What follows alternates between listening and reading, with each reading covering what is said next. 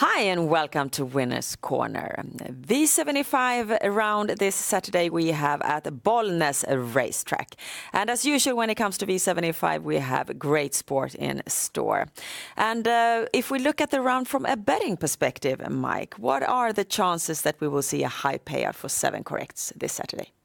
Well, as usual, there are a couple of favorites that I'm going to go against at least. It seems that everybody's chasing after the same horses, and usually if a couple of them lose, we're going to get a very nice payout. We start off this Saturday in race 5, and it's a race of a full distance with a circular start, and I think it looks very open, Mike, but you are of another opinion. Yeah, I think I've got the winner here. Number 9, Velino Avenue. This one went off as a very clear favorite last time on the V75. Had a very tricky post, number 1 behind the gate, stumbled a bit in the start and then got locked in. He finished okay over the final stretch. He wasn't in full form there, but I think with these 2 races that he's got this year, he's definitely moving up in form. And in my opinion, he's the best horse in this race.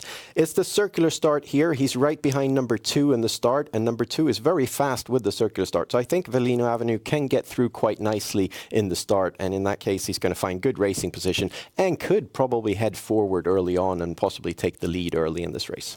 So we start off this day in Bollnäs with a win bet on horse number 9, Velino Avenue, in race 5. Now we make a jump to race 7, and it's a sprint race for horses that have earned at least 900,000 Swedish crowns. And a lot of these horses are frequently seen at the V75 circus, Mike. So which one of them are extra interesting from a betting perspective this Saturday? Well, there's one that seems to be completely overlooked. That's number 2, Napa Scar. I think he's got more or less the same chance as the favorites here. He was out in Sweden Cup on the Elite Lopp weekend. He was third both in the elimination, and these pictures are from the final. He was a bit locked in, but he got an opening at the end there, but didn't have time to accelerate. He was really moving fast at that time. So he raced really well there in 10.5 in the final. And I feel he moves down in class a bit. He's been out against some really tough horses lately, and this gold division doesn't have exactly the same star quality as the previous races he's been out in. So moves down in class, great post this time, and completely overlooked. Interesting show bet there in number 2, Napa Scar, in race 7. We jump on to race 10, and it's a bronze division race over 2,140 meters, where number 6, Västerbo Grosbois, is the favorite. And what are the chances that he will take the lead from draw 6 behind the gate? I think those are pretty close to 100%. He's extremely fast behind the gate, and he's virtually guaranteed to take the lead here. Very difficult to beat the favorite. So I've got a great show bet instead for us here. Number 5, Master Glide.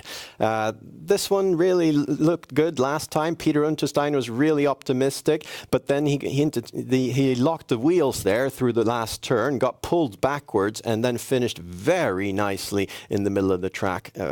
So Master Glide shows perfect form. Last time they pulled the shoes for the first time, and normally Untersteiner only does that when he's got a horse that is in perfect form. So hopefully he can get some revenge this time, but I think it's going to be difficult for him to beat the favorite, but definitely a nice show bet. Master Glide. Race 10, number 5, Master Glide. And this leads us straight into the daily double, since DD1 equals race 10. And we just talked about this race. And the question now, Mike, is whether you are going to bank number 6, Västerbo Grosbois, or if you also want to include number 5, Master Glide, on your DD slip.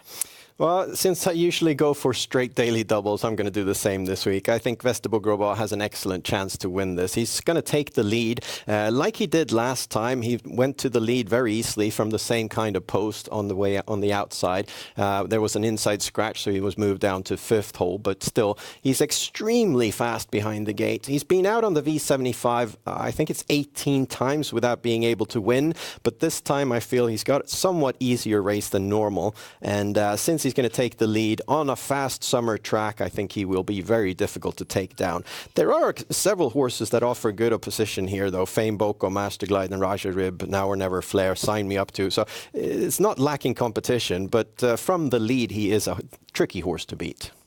And DD2 is the silver division over the long distance, 2,640 meters. And here we see that you banked number 8, Sir QC. I think he moves down in class.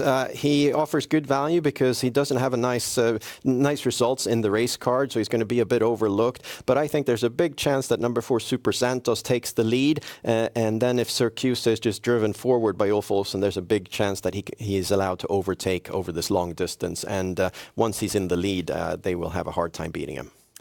So this Saturday, Mike's DD system consists of, as usual, one single combination.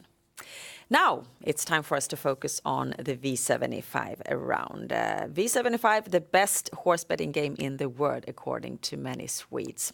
And it's simple rules, potentially high payouts, and here is Mike's V75 system. It holds 3 bankers. The first one comes in the first leg, number 9, Velino Avenue. We've already talked about him, so let's move on to V75 2. A race for 15 mares, Mike's full distance circular start. And here we find one of the biggest favorites in the round, number 11, Millie Millionaire, but you don't bank her. No, she's one of my favorite horses, and this time she's driven by Ulf Olsson. And that simple fact means that everybody seems to be chasing Millie Millionaire here, and everybody's banking her. But she's got a very tricky post here with a 20-meter handicap all the way on the inside. Big risk that either she gets locked in, or the other alternative is that Ulf Olsson backs off right away, and then he's going to be last from the start, and is going to have to clear around a full field of 15 mares, and that is very difficult on a fast summer track. So she seems to be way too much of a favorite. Okay, then. In the third leg, we had the sprint race where you recommended show bet on number 2, Napascar. But here we see that you add on the 2 favorites, number 1, Queerfish, and number 3, Canary Match, and also number 5, Invainsund. Yeah, Invainsund from Daniel Rydén's stable. His horses are in absolute perfect form. They're winning everything at the moment. And Invainsund is one of the more experienced horses in this race. So I dare not leave that one out. The fourth leg is a race for cold-blooded horses over full distance with a circular start, and the horses are divided up over 2 tiers, and you solve it with 7 marks, Mike. Yeah, 3 horses stand out a little bit. Number 4, Nordbyfröj, number 9, Fender, and 12, BW Sture. But there are a few horses that offer good, interesting value.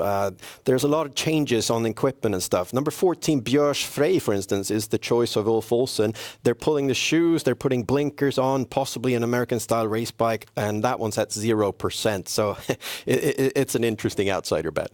It sure is. The fifth leg is a Class 2 race over 2,640 meters. Number 3, Harvey. He was the favorite in his last race, also the favorite in this race. And you think that this time he will meet up to the expectations?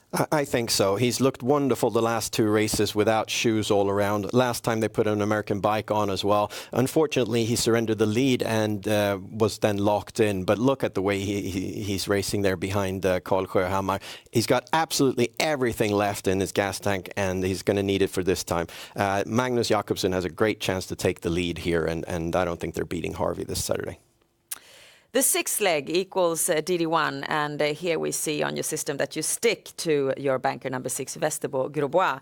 But in the last leg, you add on 3 horses to number 8, Syracuse. The most interesting one being number 4, Super Santos, a real high oddser, Mike. How did you find him? Well, he's always underestimated since he's driven by an apprentice or amateur driver, and I really like him. He's a solid racehorse, and he's very fast from the start. He will take the lead here from Antonio Tabak, who then risks getting locked in. And then there's just a question of if Sobel Conway or Syracuse is first to take the lead. So I marked both of those 2. 896 combinations and 3 bankers is what how Mike's V75 system is built up. Thank you so much, Mike, for that system. We hope that it will bring us lots of money. And thank you out there for watching. Of course, you find more information about Swedish trotting and horse betting at our website, swedishhorseracing.com. Best of luck now with your bets this Saturday. Bye-bye.